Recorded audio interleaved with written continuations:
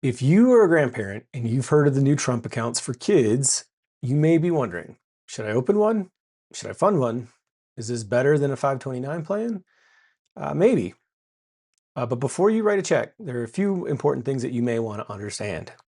Hi, I'm Dwight Detloff, a fee-only financial planner in Lafayette, Colorado. I tend to do my best work with folks that have retirement on their mind, whether you're already in retirement or within a few years of making that transition into work optional. And for many retirees and near retirees, one of the questions that I tend to get around planning is how do we help the next generation, specifically grandchildren, without accidentally creating significant tax issues, control issues, or unintended consequences? And so that's where these new Trump accounts may fit in, but only if they match your actual goal of what you're trying to accomplish. So here are 5 things grandparents should know before contributing to a Trump account for a child or a grandchild. All right, so the first one is the parent or the authorized person, typically the guardian, usually needs to be the one that opens the account. And this is a question I get quite often here recently is, can I just open this up for myself? We have a new grandchild. Can I do this? And the answer is no. So the first thing to understand is that even if grandma and grandpa wants to help fund that account, they may not be the person that actually opens that up. So in most cases, this is going to need to be coordinated with the child's parent or guardian. So the first step is not necessarily where do I send the money? The better question are, how or has the account been opened, right? So you're probably gonna have to talk to grandchild's child, so probably your child or in-law. Who controls it? Who is responsible for tracking the contributions, and how does this fit in with my family's broader overall picture or plan? And so that coordination matters because grandparents may want to help, but the account itself is tied to the child and that authorized person opening it. Again, typically the parent.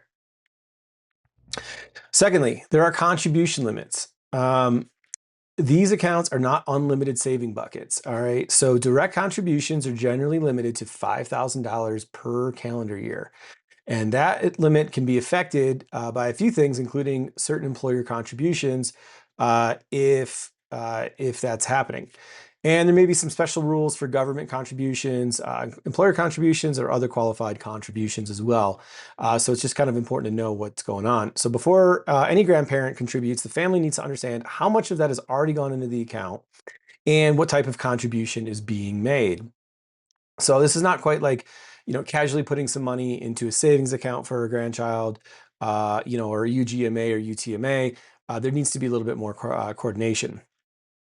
There are limits, there are tax rules, and there may be coordination issues between parents, grandparents, in potentially both sides or multiple sides, employers, and any available government or qualified contributions. Okay, number 3, this is going to primarily be a long-term growth account. A Trump account is not really designed to be a piggy bank for childhood expenses or even a conservative use it at 18 account. So during the accumulation period or the child's younger years, the investment options are generally going to be limited to low cost US equity index funds or ETFs. And so that typically means no international diversification and, at least under the current rules, no bond allocation to help reduce volatility as that child gets closer to 18. And so that matters. So if you're planning on using this money at age 18, for example, for college or a car, perhaps, for a first apartment, this might not be the best account to rely on for that particular purpose. This account could be down at exactly the wrong time. So I like to think of these Trump accounts less as a short-term savings or even mid-term savings account and more as a long-term wealth building account. The intention here is, it's probably better suited for money that can be stayed invested for decades, not money that the child is counting on right when they become an adult. So think retirement. It's a really nice way to get a jump start on retirement. All right, number 4, the child eventually gets access and control, right? And so, that's a big one. So grandparents often like the idea of helping, but they also want to make sure that the money is used wisely, right? And if you have a new grandchild that is, newborn or a couple years old, we don't necessarily know what their trajectory is in life is going to be over the next number of years. So with Trump accounts, the child will eventually have meaningful access over that account. Doesn't make the account necessarily bad, but it does mean you should at least think ahead. And how will that child be educated about the account? This is a great opportunity to take the time to start instilling some values of what you all find important in terms of how they might want to use that account. Who will help them understand investing, taxes, withdrawals, possible Roth conversion planning? Will they understand that keeping the money invested may be more valuable than spending it right away? Um, the account may be financial help, but it also needs quite a bit of financial guidance. All right. And so that's, where you and the family can all pitch in for that. So if a child turns 18 and suddenly has access to an investment account, it can be a great opportunity or missed opportunity, right? Depending on how that family prepares them.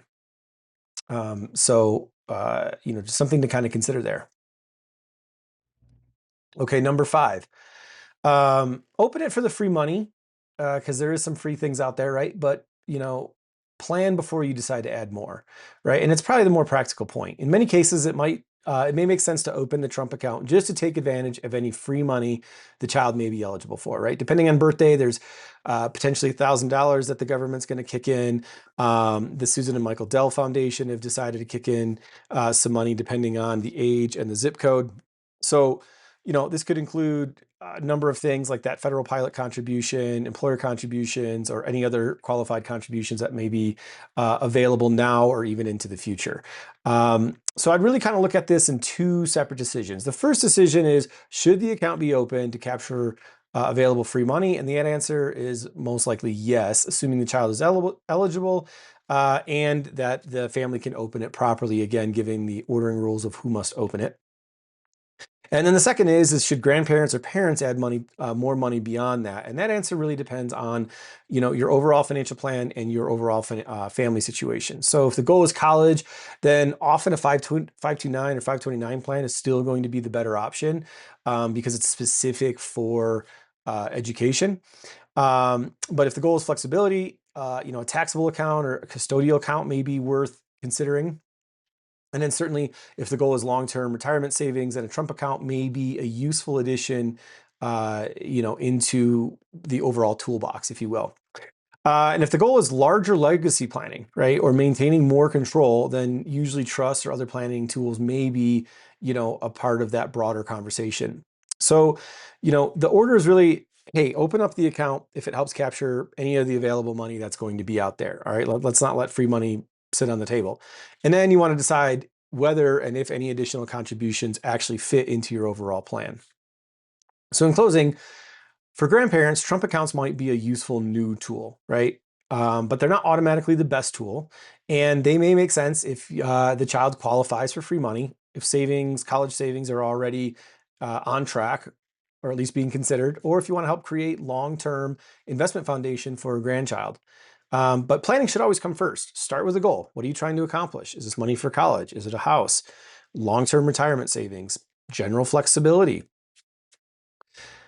And then, or part of a larger legacy plan. And then once you know the purpose, it becomes much easier to decide whether or how a Trump account, 529 plan, taxable account, custodial account, Roth IRA, trust, or something else is going to be the best fit for what you're trying to accomplish. So again, my name is Dwight Detloff and I am a fee-only financial planner in Lafayette, Colorado, and I help retirees and near retirees think through tax-efficient retirement planning, legacy planning, and how to support the next generation in a thoughtful way. Thank you.